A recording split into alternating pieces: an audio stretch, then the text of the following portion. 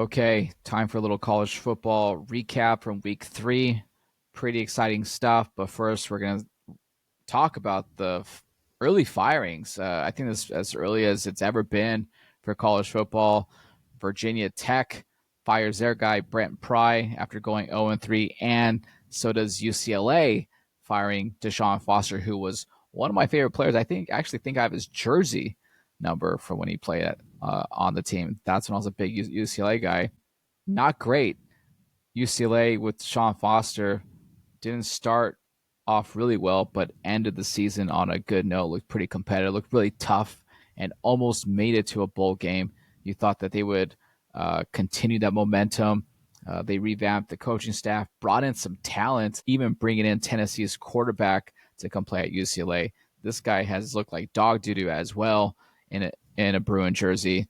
And Rome, touching on that, basically UCLA and Tennessee swapped quarterbacks. Aguilar went from UCLA to Tennessee. Nico went from Tennessee to UCLA. Great.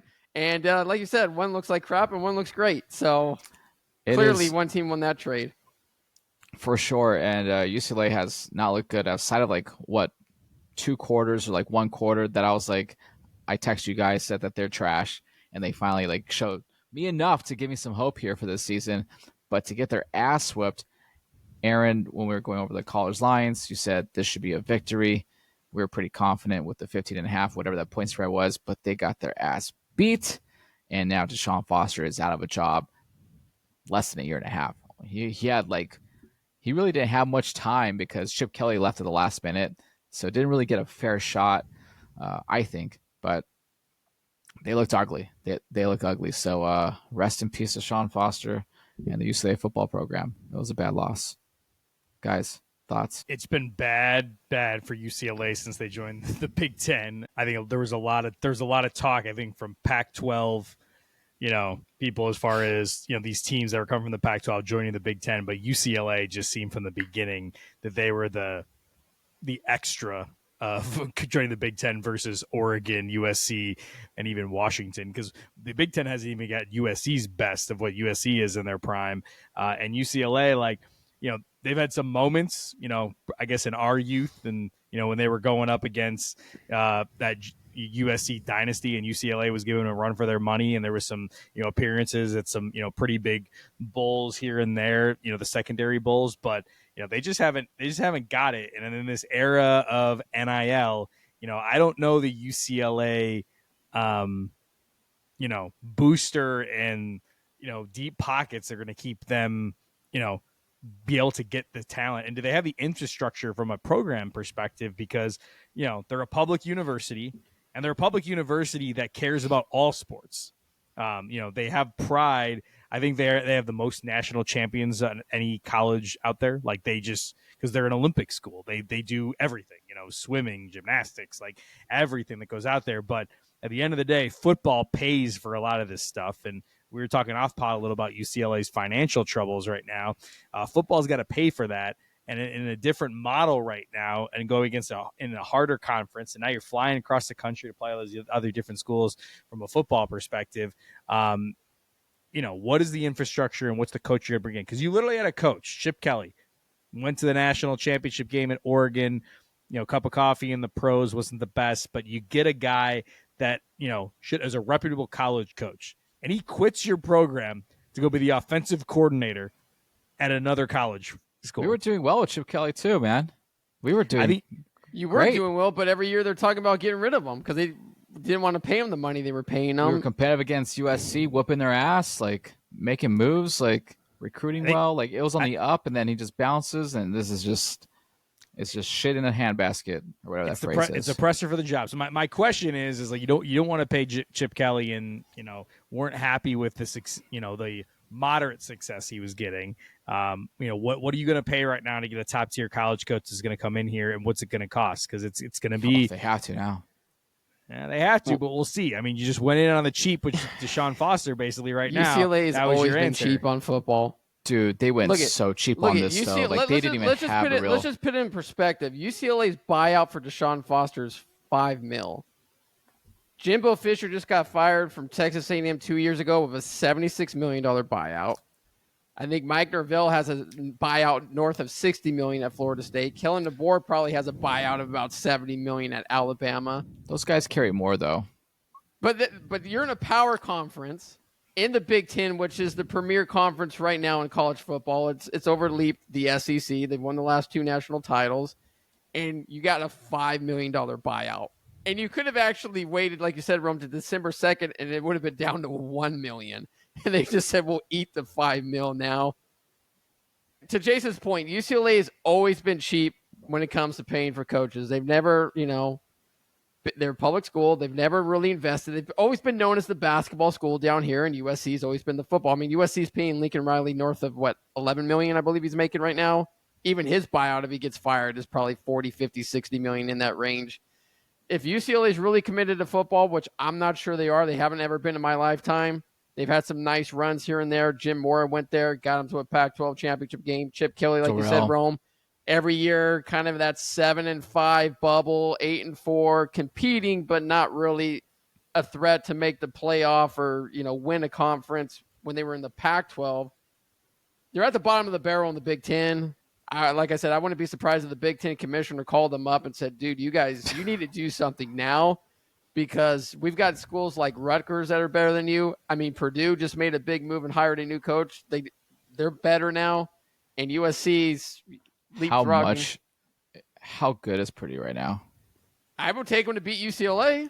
And they won one game last year. Even Northwestern's bad. They're still better and more competitive than the UCLA. Yeah, I think there's going to be, I think there's some likely candidates that could be around there. If you're looking at, Matt Campbell at Iowa State has been kind of bantied around. That's done a good job there. Does he take it out west with a, bigger program?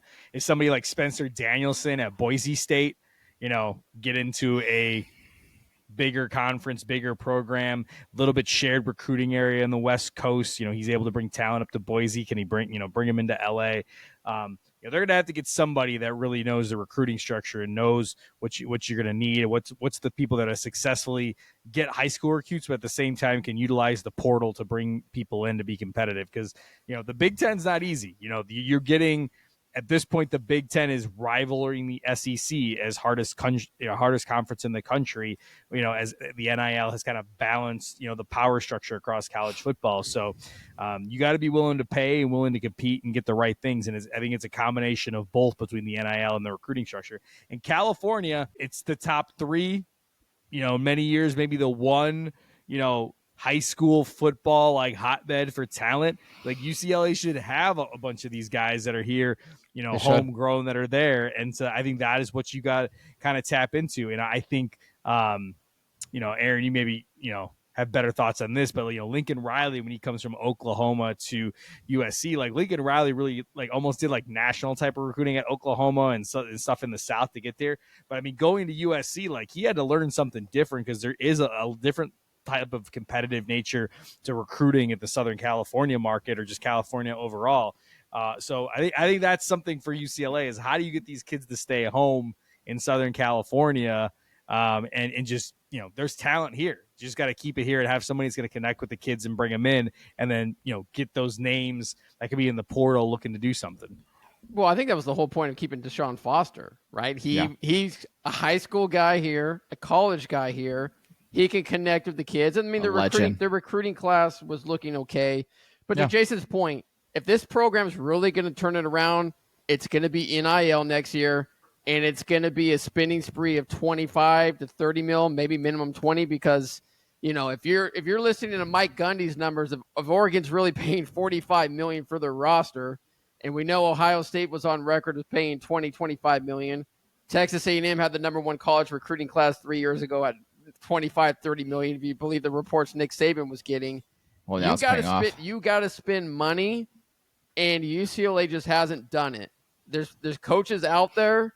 I mean, Jason brought up 2 good names. I mean, another guy who's not available now, but what I think would have been a great fit for UCLA would have been Dan Mullen, who's now at UNLV. He's had great success at the SEC conference, but now he's there. That and the Pac-12 is coming back. So we'll see. I mean, you can turn it around quickly if you can get the right coaches in, and if you can, spend money. I mean, look at Florida State. They got some new coaches. They spent some money, and boom, all of a sudden now you're ranked in the top 10 after a year of going 2-10. It's possible. Jaeson said too, recruiting. Oregon and Washington have done a great job of recruiting down here. Lincoln Riley's doing a better job of it too, but USC is outspending UCLA big time, I'm sure, when you come to budget-wise and money. And the only way you can compete in college football is, you have to spend money, but you have to get quality coaches and coordinators too. Is UCLA going to have that infrastructure and want to be part of this Big Ten and college football bubble? Because I don't know what's going to happen. Are we going to get super conferences? I know Jaeson and Rome, you've talked about kind of a soccer format where the elite teams get pitted in the conference, and if not, you're at that bottom of the barrel where you get less money. UCLA is a prideful school, but when it comes to football, I've always laughed at the powder blue and those guys. Yeah. All right. I think we covered enough on that topic. Let's move on to week 3. Lots of big blowouts, lots of big upsets. Pretty exciting stuff. What game sticks out the most for you guys? Where do you want to start? Go ahead, Aaron. You have the games to watch. I mean, games to watch. Rome. Georgia Tech over Clemson. Dude, that was a big one. I love that game. I had Clemson to win, but I'm not going to lie. I love seeing Dabo lose on Saturdays. I just love it. I just love seeing him lose and complain about this and that. So I'm happy Georgia Tech won. GT was happy too. He was happy. It was good. Georgia Tech's good, man. Georgia Tech's good. They're gonna have a good year. I'm really liking them. I'm really up on them. Got a little nervous though. I was really Tennessee was so close to getting that victory. I can't remember what happened at the end of the game, but they blew it. The kicker missed. That's what happened. Is that what happened? Yeah, he missed. I forget what the distance was. Maybe 45, 49-yard field goal. I don't remember off the top of my head. I mean, it was a makeable kick, but yeah, he missed. Because there was a game, I can't remember which one. One team kicked a field goal, but the other team got a touchdown in overtime. Yeah, so Tennessee kicked the field goal, and then Georgia got the touchdown to. Yeah, that was it then. To finish that game off. I mean, we covered. Oh yeah, they missed it at the end of regulation. That's right. Yeah, and that's why it went to overtime. Yes. Yeah. Okay, got it. That's what you guys are referring to. Tennessee did cover the 3.5 spread, so they did. We were a winner there. Nice. That was a really great. That was a great game. Tennessee's good. Tennessee is pretty good. I like Tennessee. I mean, Georgia showed me a lot too, because offensively, the first 2 games of the year, they did not have one passing touchdown. Gunnar Stockton, he showed me something. They showed. I didn't think Georgia was going to win this game. That was one of my mini upsets of the week that I thought Tennessee was going to win. You're close, dude. But give Georgia Kirby Smart, man. He's still the king of the SEC right now. Still the king. I was a little nervous about the Iowa State game. They did not look good against Arkansas State. Is that it? Yeah. They did not look good, but they did get the victory. But I was sweating bullets, man. I did not have that game that close, dude. I thought they would cover a little more than what they did. You did take them in our Westgate college contest, Rome. So yeah, you did think they were going to cover. They did not. Dude, it was. What was it? 20-point spread? It was. I thought they might win by a couple touchdowns, but they just did not get it rolling. But they keep on winning, though. Jesus Christ. Yeah, and they won by 8. 24-16 was the final, I think. And it was closer than that. It was tight, yeah. I think they were a couple points away at the half. I'm like, dude, what the hell's going on here? Did you watch that game? A few parts. Not so much. Yeah, I only saw a little bit of it. I was kind of those games where I just put away. You're playing Arkansas State. I'm just figuring you're going to take care of business. Yeah, you would think. I will see the other side. The other part of Arkansas. I was a little more surprised in how close Arkansas kept it to Ole Miss. I think a lot of Lane Kiffin, how good that team was last year, potentially making the college football playoff. That game was really close. I also, I want to make it all about me at the same time too. I'm also very concerned that Notre Dame is going to be playing Arkansas in a couple of weeks. And this is, this isn't as an easy game as I thought. Notre Dame's schedule is very difficult in this first month of the season. Dude. It is loaded. Yeah. Dude, they're the first, 0-2 team now, still in the top 25 since, yes. Of the Michigan team, I think. I think if Notre Dame still wins out, they're going to get in the playoff considering that their 2 losses are against Miami. Really good teams. Miami's looking really good. And Texas A&M. Texas A&M is good. So if these 2 teams continue to play top 5, 10, 15, and Notre Dame wins out, I think they can get into the playoff. I mean, it's been heartbreak losses for Notre Dame, really. It's tough couple losses here to start the season for them. Both games by 3 or 4 points? 4 points combined. Jaeson, dude, you're the Notre Dame guy. Tell us how you're feeling. I feel that game was stolen from us, Drum, to be honest with you. There was a blatant holding call to end the game for that touchdown pass. I think there were some things in that game, obviously, that the game shouldn't have been as close from a Notre Dame perspective. What I've liked about Notre Dame, to be honest with you, is offensively, they're way better offensively than I thought they would be. I think right now that what they got cleared up. Carr's pretty good. I like him as a quarterback. Yeah, Carr's been pretty good. So I think there was a lot of times last year with Riley Leonard, he was dropping back to pass, and okay, how's he going to run for the first down right now? We were going to trust his arm. I think Carr's got ability to throw and pass.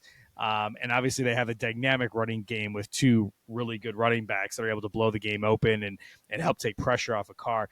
I think defensively is just where the things they got to obviously tighten up.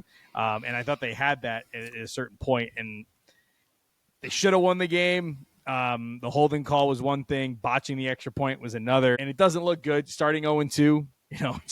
It's bad, but if you're going to start 0-2, at least you aren't getting upset by, Wyoming, was the team last Arkansas year? State, Northern Illinois.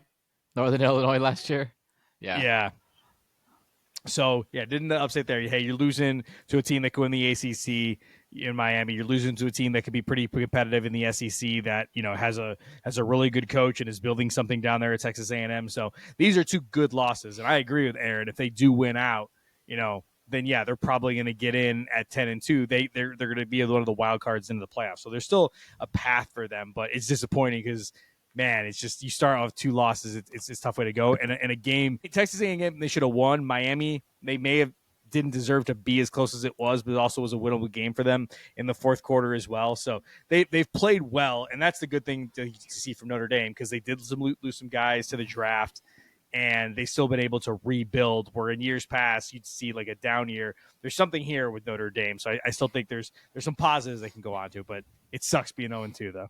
It sucks giving away 2 games like that already. Yeah. Yeah, I don't know what the committee does when they talk about who gets in the playoff or not, but I think you have to put notes in there like, hey, Notre Dame lost basically on a botched extra point and a blatant missed holding call. Now, Texas A&M still would have had another play. It would have been 4th and 16 instead of 4th and 6 or whatever it was.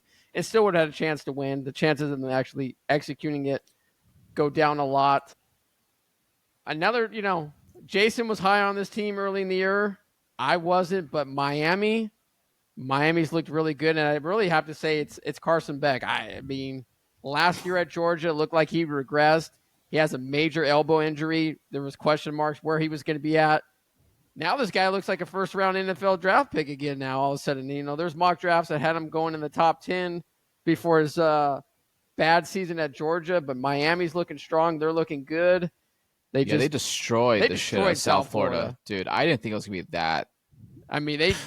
They just and that's with a 2-hour weather delay too because of lightning. So right now, Miami's got basically that this Florida triangle. They got South Florida, then they got Florida, then they got Florida State. If they can win those games, Miami's for real. So we're gonna find out. I think it'll be a real showdown looking into that Florida State game. The Florida game, after Florida has not looked great the past 2 weeks, that game's probably a little more manageable for Miami. They just can't trip up because these are the classic Miami moments of probably the past decade plus, is when you thought they would be back and be the Miami of early 2000s with Sean Taylor, or the 80s Miami team. They have tripped up in moments. Again, never have won the ACC, which is insane because this is a national brand of a program. And I've been waiting for them to kind of come because they got all the talent. Mario Cristobal is bringing in the talent. He was one of the chief recruiters at Alabama under Nick Saban, getting like the big, defensive linemen, the big offensive linemen. You look at this Miami team, they're built different than they were before. They have some SEC pedigree in it. It's going to be about execution, game plan, and all that kind of stuff that, Mario Cristobal kind of carries around because of some of the late game stuff in his first year in Miami that's kind of going there. But the Florida State game in a couple weeks. I think that'll be the one kind of we're all looking at. It'd be like the measuring stick of, at this point, it might be, deciding a little bit who wins the regular season ACC championship, because Clemson obviously not great. And some of the others out there haven't been, potentially as looking good as these two programs right now. Touching on Florida, Jason, you guys mentioned defensively, Florida is really good. I mean, their defense played good enough. They shut down LSU, but their offense lagged way with 5 turnovers, 5 interceptions. They just can't score. They go into Miami. It's going to be difficult for them to win that game if they continue to drop less than 20 points. To beat Miami, you're going to have to score 28 to 30 points. That's just what it is. That offense is really talented. And Mario Cristobal is a great recruiter. Like Jason said, he recruited great at Alabama for Nick Saban. He got Oregon back on the map there, did a great job of recruiting. Dan Lanning's even taken it to another level. But Miami was in the dumps. I mean, this was like a 5-7 program when he got there. He's in his 3rd year. But he's always kind of gotten in his way with, clock management or doing some bonehead stuff. I like his offensive coordinator. I like the defensive coordinator he brought in from the University of Minnesota. They're a lot more aggressive. They're a lot bigger.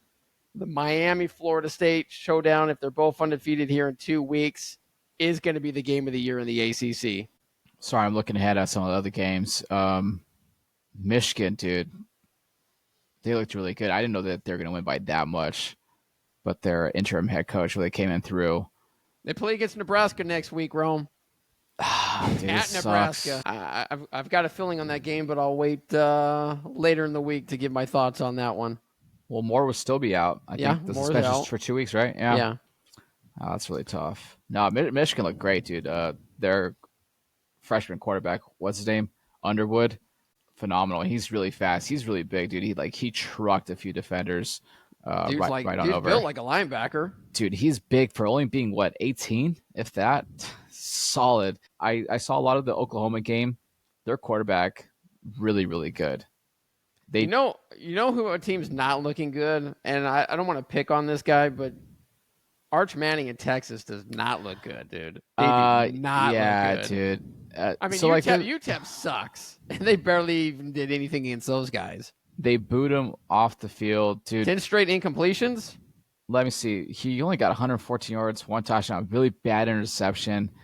I guess it was going on around on X where he was grimacing after some play. So some people think he's actually injured, but I forgot he went to Texas early. So this is his 3rd year there. He's a junior. Yeah. And I for some reason I just still thought he was like a sophomore or something like that. So, and his mechanics look kind of weird. He just kind of backyard football plays like if he's fucking Mahomes, but he does not look good at all, man. I don't know. I do not know. Even the game last week, right, when they played San Jose State, there was a lot of criticism because they didn't really beat San Jose State. Well, everything he did was in a 4-minute window. Yeah, it wasn't like an ass kicking like you expected to be. Look at what Michigan did. That's what you want to see. They were 41.5 point favorite. That's the biggest one on this. And UTEP is terrible, man. I mean, that's a bad football team. They only won by 17 points, dude. That's, I don't know. I'm really nervous for Texas. Yeah. Everything you guys said about Texas last year, it's happening this year, right? Because we were right last year too. Because you guys weren't right last year. Okay. They could have won the championship. More than vindicated for last year's performance. Yeah, they did. I mean, again, they're going to have a tough schedule. They get Sam Houston and then probably an easier game in Florida, but then they're going to have to go against Oklahoma, who at this point probably has legit. They had legit. And then going down later in their schedule, and we haven't talked about it yet, the biggest, I don't know if it's the biggest upset of the weekend, at least I thought it was Vanderbilt beating South Carolina. Nice call, Aaron. Aaron was on that one, and Vanderbilt looked great. And that's going to be no pushover in the SEC. They beat Bama last year, and we're scaring some people. They're coming to play right now. And so I think that's not the pushover game that maybe some of these SEC title contenders thought it might have been. Well, that's if Diego Pavia is still allowed to play after their court hearing this week. That's going to be a big one. All right. Well, yeah, you brought that up, Rome. I mean, I see Vanderbilt's now ranked. Yeah, 20. Look at Vanderbilt's, ever since that win against Alabama that we noted, they've They've been a premier program right now in the SEC. That's just the bottom line. They've played really, really well. I'm going to look at their schedule right now. They got 2 cupcakes. And then at Bama. Let's check it out here. And Bama's going to get up for that game. Yeah. And then they're going to want to get revenge. Well, they got a run here. They got a gauntlet. They got Bama, LSU, Missouri, Texas. Dude, this is a tough schedule, man. Look at this thing. There's no easy games in the SEC. Yeah. Then after that, Auburn, maybe they get their bye week for Kentucky, but then they end at Tennessee. That's a tough schedule. So, and I said this to you, Rome. Pavia, you said he may not be eligible. If I'm Vanderbilt, I'm just throwing the guy out there. I don't care what the NCAA says. I'm not said that. I'm not. What are they going to make me forfeit games and not count them? If you're Vanderbilt, you've always sucked in football. This is the most relevant you've been in football, like I said, since James Franklin was there. I don't know how any of that stuff works. Like, it doesn't make any sense anymore. I'm totally kind of I don't know. Like, you get suspended, whatever they do that says you can't play. Do you appeal it, and then you continue playing, and then another judge grants you a week or two? I don't know how it works. It's a wild, wild west out there in college football, man. All I know is if you're not greasing the wheels, then you're not trying. So somebody's got to grease the wheels over there at Vanderbilt. So you think he still plays after this? Absolutely. No way I'm sitting him. Dude, South Carolina's a tough team, dude. They beat the shit out of them. Yeah, I mean, they lost their quarterback in the first half of a concussion, but I think Vanderbilt still would have won that game regardless. I missed that. Okay. Interesting. LSU, Florida. Tough victory. I don't know if you saw Kelly's post-game conference. I did not. Was it something notable? Pretty funny. I heard about it, but I didn't see it. I didn't read it. Did he bring back out the Bayou accent or something from the guy from the Massachusetts speaking like he's from Louisiana? No, he didn't. I guess a reporter asked him, like, how can you guys can't convert on like third downs or whatever or something like that. And he's like, what do you guys want? We won the game. Who gives a shit? And he went like this big tirade. It is actually a really good clip. It's pretty funny. He was not having. They went on to say like that's what's wrong with you guys. You guys are spoiled. You guys just can't take it. We won the game. So he's not wrong. I'll be honest. I'd be the worst as a coach going to these press conferences too, having these reporters ask like weird questions. Well, you went for it on this. Yeah, I did because I wanted to get the first down, but then it didn't work out. So you take a chance because I'm a genius if it works, and you're questioning me if it doesn't. Yeah, I mean, if you're LSU, you're 3-0, right? 3-0. That's what matters. So I mean, the SEC, like we talked about, is tough. Florida's got a good defense. They've got a good defense. They shut down South Florida. They can't score. That's Florida's downfall right now. They cannot score. So yeah, they had 5 interceptions, man. Yeah, I mean, that's what won the game. And a pick six. I think I texted you guys. It was a big pick six there. It kind of iced that game midway through the third or early fourth quarter. Third quarter, yeah. So that was big for them. I'm looking at some other games here, Rome. I mean, Oklahoma, Texas, that showdown's going to be coming up here pretty soon. Oklahoma's, with that quarterback, they're looking good. Oklahoma's got Auburn this week. Ohio State had a little tough outing early before finally blowing out Ohio, but Ohio's a pretty good football team. They're better than people think. Yeah, it was another big point spread, but yeah, it was a tough fight in the first half until they blew it out. Any other games that kind of stick out? I don't think games, but I think as we talked about the first firing with UCLA. The other one out there was Virginia Tech. As we mentioned the South Carolina loss. Aaron, do you think we get a Beamer recruited back over to Virginia Tech? He's rumored to take the job if it's given to him. It's already circling right now. It's interesting, man. I mean, his dad built a nice program there. I mean, obviously they got to that title game with Mike Vick. I mean, yeah, I think it comes down to resources, right? I mean, South Carolina's, no matter what, they're probably always going to be that 6 to 8, 6 to 10 range team in the SEC. And Virginia Tech hasn't, what can they do if he goes over there? I could see it happening. I could definitely see it happening. I mean, Virginia Tech, but again, are they going to spend? Do they have the money? What's the infrastructure look like? South Carolina is competitive in the toughest conference. Right now, Virginia Tech has not been competitive for a while over there in the ACC. I would say it's still, Aaron, I don't know about this. Still a little bit of a surprising firing, though. Just how long Pry has been there. I mean, was this his fourth year? This is fourth or fifth year, but he's only had like 17 wins over that course, and they've been losing considerably. He took over a bad program because he came. Where did he come from? Did he come from? He came from not a very great program that he turned around and got there, and he had some okay years. I mean, look, they got beat by South Carolina and Vanderbilt, but the problem is they got beat. What was it? They got destroyed by, was it Old Dominion? Old Dominion, too. They got their ass beat. Yeah, Old Dominion. 45-26. That's what did it. Yeah, that's kind of like the same loss like a Mac Brown at North Carolina last year, like where it's just like the fan base is like only $6 million. Yeah. Yeah. No, Aaron, look at this. This was his first head coaching opportunity. He was just a coordinator before this. Oh yeah. Where'd he come from?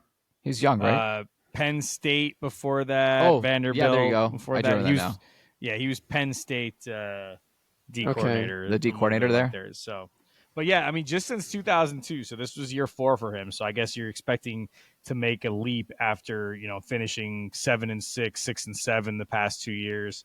But yeah, like you said, Aaron, the cupboard was a little bare of a program, him taking over from, Justin Fuente, who, was the Fuente was bad. I think Fuente they got rid of after like 2 years there. No, Fuente had a run. He was there 2016 to 2021. Okay, yeah. But just, I mean, his best year, I guess was he was third in the Coastal, but I mean, he was just putting up 6 and 7, 5 and 6 seasons for like a while. That's all Virginia Tech's kind of been. Like their last 10-win season was in 2016. That was Fuente's first year on the job. And so they really haven't done more than like, they're a 6-7 win program basically that, was a perennial ACC title or Big East back in the day contender with Miami. Yeah. I mean, when Frank Beamer was there, they were a tradition 9-10 win team. So yeah, but they've not been relevant in the ACC for a while. So if Shane Beamer wants to go there, go for it. I think it'd be a nice hire, a good hire. Well, we'll have to wait and see. But I had to bring that up because it was kind of an interesting opening in lieu of the South Carolina loss. Seemed to be a little bit in the news. One of the biggest critiques, I guess, was same thing with UCLA. They used to pride themselves with in-state recruiting, and that has not been happening. Lots of criticism there from the top down. So crazy. Yeah, I mean, looking at a couple of these other college games, I know Jaeson had to keep an eye on Tulane. That's his group of 5 team. Nice win over Duke.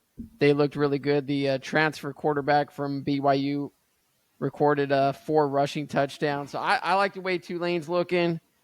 Utah with a big win over Wyoming, setting up, I think, probably the 2 best teams right now in the Big 12. You got Utah versus Texas Tech coming up this weekend. That's going to be a big game. I believe it's in Salt Lake City. So that's going to be an interesting game for the Big 12 coming up this weekend. And then, Rome, just one last thing. My surprise team, I told you I liked them early in the year. Cal with the upset over Minnesota. Keep an eye on Cal. Their schedule's really, really easy. Cal could be this year's Indiana team where they run the table and go like 11-0, 11-1. I'm going to say it right now. Watch out for Cal. Their schedule is so easy. I might have to go to a game. You can buy them for like $10 here. Yeah. Cal's a team I think that could go 11-1 when the season's all said and done. Look at their schedule. They've got the easiest. Here. They basically have 2 tough games against Virginia and Louisville. Outside of that, it's really like they should win all those games. And this is from a team, dude. Like I because I've been doing stand up here in Berkeley a little bit. Like they're like being shoved before the season started. They said this team stinks. So pretty crazy. I like this team. I like the quarterback. Dude's a freshman stud. Yeah, no, Minnesota was kind of tricky too. That's a big win. San Diego State. How good is San Diego State? Garbage. Okay. Boston College? Garbage. They lost to Stanford. Garbage. Keep running down the list. I'll tell you right now. Jason's a big Duke guy. I told you they're garbage. Carolina. They'll beat them. Where's it at? Is it at Cal or is it at... I might go to that game, dude. Go to it. It's here. They're going to beat them. It's here. They're going to beat them. So now they're... see Belichick in action? So now they're, 6-0. Keep going down the list. I think North Carolina might be tricky. Virginia Tech. That's a win. That's an interim now. Virginia. Where's it? That's at Virginia or at Cal? At Cal. That's a win. Virginia's not bad, though. I feel like we're doing like this Rich Eisen thing. Louisville? At Louisville? At Louisville. That might be a slip-up. That might be their only slip-up that I can remember. Stanford? Stanford's been... Nah, Stanford sucks. Kind of, okay. SMU. They'll beat them.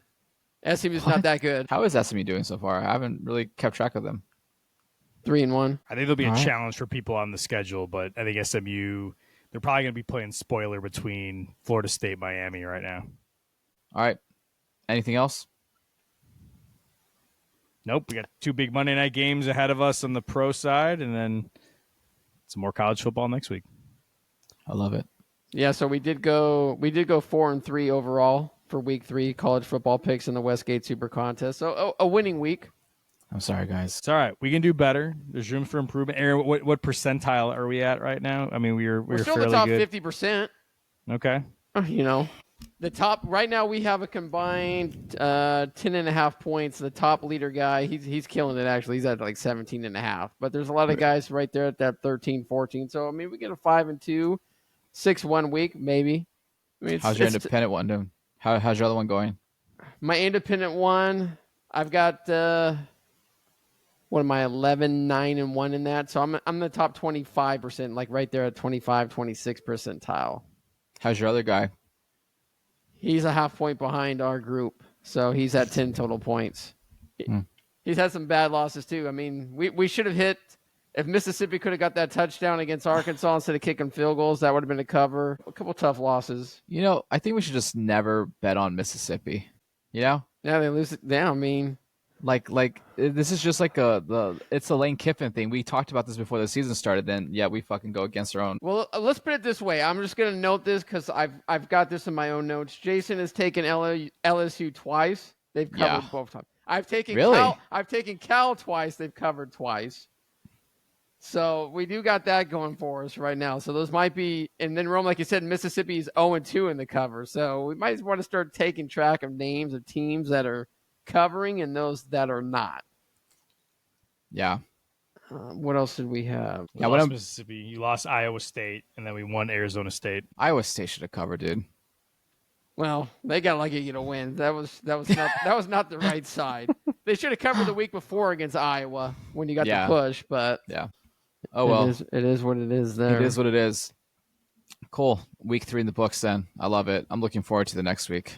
It can only get better than this. I'm really curious, Jaeson. I'm sure you're looking forward to college football week 4, but I'm waiting for the big reveal. Who's Rome going to take in that Michigan-Nebraska showdown in Lincoln? That's the real question. Because I might even have to pick that as part of the contest picks. I have a side, but we'll wait and see what Rome's got to say.